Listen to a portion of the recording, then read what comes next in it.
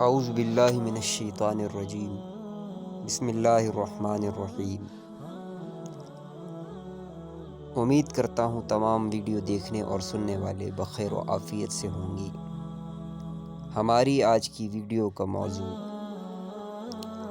پاکستان کی مشہور و معروف عالم دین جنہیں امام اہل سنت استاد العلماء شیخ الحدیث و تفسیر کے نام سے دنیا جانتی ہے۔ ویڈیو پسند آنے کی صورت میں ویڈیو کو لائک کریں، چینل کو سبسکرائب کریں۔ چراغ زندگی ہوگا فیروزہ ہم نہیں ہوں گے، چمن میں آئے گی فصل بہاراں ہم نہیں ہوں گے۔ 20ویں صدی عیسوی کے دوسرے عشرے اور 14ویں صدی ہجری کے عشرہ ثلاثہ میں مملکت پاکستان کے صوبہ سرحد کے علاقے ہزارہ میں واقع ضلع مانسہرہ کی ایک غیر معروف بستی ڈھکی چیڑا داخلی کڑمنگ بالا کے افق سے رشد و ہدایت کا ایک آفتاب طلوع ہوا، جس کو علمی دنیا امام اہل سنت استاد العلماء شیخ الحدیث و تفسیر حضرت مولانا ابو زاہد محمد سرفراز خان صفدر صاحب دامت برکاتہم عالیہ کے نام سے شہرت دوام حاصل ہوئی۔ آپ نے 1914 میں اس جہان رنگبو میں آنکھ کھولی۔ آپ کا آبائی گاؤں کڑمنگ بالا ہے، جو شارع ریشم پر شنکیاری سے کچھ آگے اور وٹل سے پہلے واقع ہے۔ اس گاؤں کے بالائی طرف پہاڑ پر واقع ایک چھوٹا سا ڈیرہ ڈھکی چیڑا کے نام سے موسوم تھا۔ یہی ڈیرہ آپ کی جائے پیدائش ہے۔ آپ کے برادر عزیز مفسر قرآن حضرت مولانا صوفی عبدالحمید خان صاحب سواتی بھی 1917 میں اسی مقام پر پیدا ہوئے۔ آپ کا اسم گرامی محمد سرفراز خان، کنیت ابو زاہد، تخلص صفدر اور لقب امام اہل سنت ہے۔ آپ نے ابو زاہد کنیت اپنے بڑے فرزند مولانا زاہد الراشدی کے نام کی مناسبت سے اختیار کی، جبکہ تخلص صفدر کی وجہ سے آپ خود یہ بیان فرمایا کرتے تھے، میں دارالعلوم دیوبند میں زیر تعلیم تھا۔ میں ایک روز کسی وجہ سے کچھ تاخیر سے جماعت میں حاضر ہوا اور طلباء کی صفوں کے درمیان سے گزرتا ہوا اپنی جگہ کی طرف بڑھ رہا تھا۔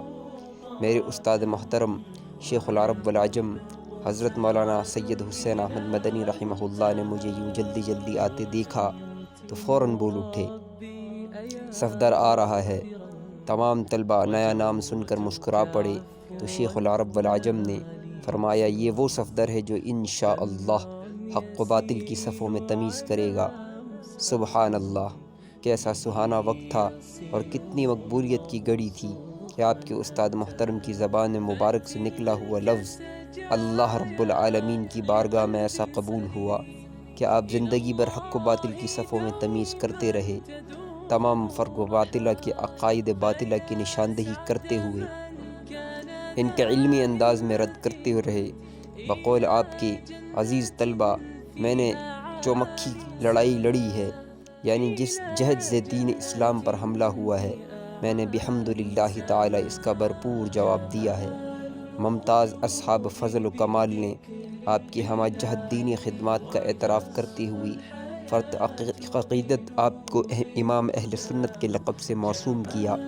مولانا مفتی احمد الرحمن صاحب جانشین محدث العصر حضرت مولانا محمد یوسف بن نوری اور شیخ الحدیث و تفسیر مولانا زرولی خان صاحب کی تحریک پر سفر کراچی کے دوران اصحاب علم و دانش نے آپ کو اسی لقب سے سرفراز فرمایا۔ حضرت شیخ الحدیث صاحب کی عاجزی و انکساری کا یہ عالم ہے کہ آپ اس لقب کی توجیہ ان الفاظ میں بیان فرمایا کرتے تھے، میں امام اہل سنت صرف اس مفہوم و معنی میں ہوں کہ میں گجرانوالہ شہر میں واقع گکھڑ میں اہل سنت کی ایک مسجد کا امام ہوں۔ نعرے بازی سے گریز کریں اور فوراً اپنی اپنی کلاسوں میں چلے جائیں اور ذوق و شوق سے تعلیم جاری رکھیں۔ حضرت شیخ نے حضرت مفتی صاحب کے اس مخلصانہ اور معقول مشورے کو بغور سنا اور آپ سے اتفاق کیا، لیکن آپ کے لیے مشکل یہ تھی کہ ایک طرف حضرت مفتی صاحب کی یہ معقول اور وزنی رائے تھی اور دوسری طرف طلباء کے قلبی جذبات تھے، جن کو یکلخت ٹھنڈا کرنا بظاہر ناممکن نظر آ رہا تھا۔ بہرحال توفیق الہی شامل حال ہوئی۔ آپ نے انتہائی مدبرانہ سیاست اور فہم و بصیرت سے طلباء کے جوش و خروش کا رخ نہ صرف اراکین دارالعلوم کی طے کردہ حکمت عملی کی طرف پھیر دیا، بلکہ طلباء اپنی اپنی کلاسوں میں جانے کے لیے بھی تیار ہو گئے۔ آپ کی اس سیاسی بصیرت اور حکمت عملی کی تفصیل انشاءاللہ کام میں آ گئی۔ چنانچہ دارالعلوم میں تعلیم کا سلسلہ جاری ہو گیا اور طلباء دورہ حدیث نے بخاری اور ترمذی کا بقیہ حصہ مولانا اعزاز علی سے پڑھا۔ بعد ازاں اللہ تعالیٰ نے حضرت مدنی کو بھی باعزت رہائی نصیب فرما دی۔ جب سالانہ امتحان قریب آئے تو پھر چند ہنگامہ خیز طبیعتوں کے حامل افراد نے دفعتاً ہنگامہ برپا کر دیا اور مطالبہ یہ رکھا کہ امتحان کے بغیر ہی ہمیں تصور پاس کیا جائے اور مفت میں اسناد مل جائیں، اور اس ہنگامے میں غبی، بے محنت اور نالائق طلباء پیش تھے۔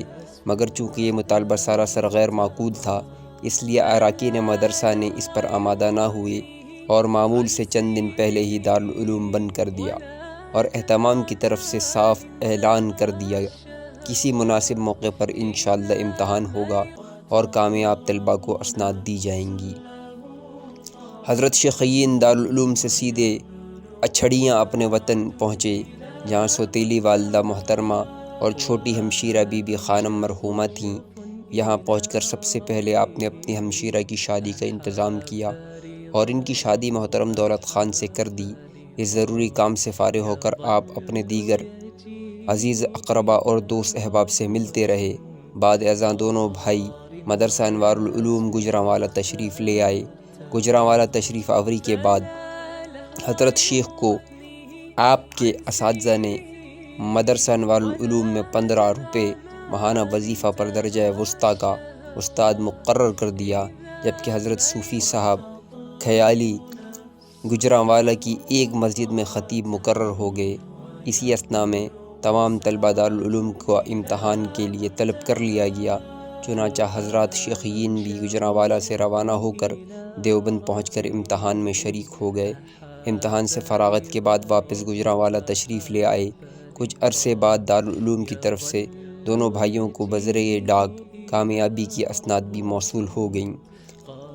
حضرت مدنی کی طرف سے خصوصی سند آپ کے ممتاز استاد گرامی حضرت مدنی نے دونوں بھائیوں کی علمی لیاقت پر اعتماد کرتے ہوئے دارالعلوم کی سند کے علاوہ اپنی طرف سے بھی خصوصی سند و اجازت عطا فرمائیں۔ حضرت صوفی صاحب نے دارالعلوم سے تحصیل علم کے بعد بھی حصول علم کا سفر جاری رکھا۔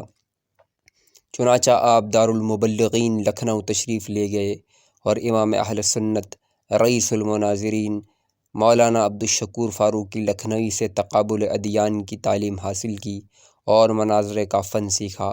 بعد ازاں آپ نے نظامیہ کالج حیدرآباد دکن میں علم طب کا 4 سالہ کورس بھی کیا اور کالج میں 4 سال اول پوزیشن حاصل کی۔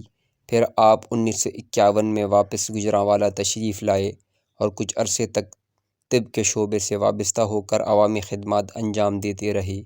1952 میں انتہائی بے سر و سامانی کے عالم میں مدرسہ نصرۃ العلوم کی بنیاد رکھی اور صوفی صاحب زندگی بھر اس مرکز میں حق و صداقت کی آواز بلند کرتے رہے اور اسی مرکز سے اپریل 2008 میں عالم دنیا سے عالم عقبہ کی طرف روانہ سفر ہوئے۔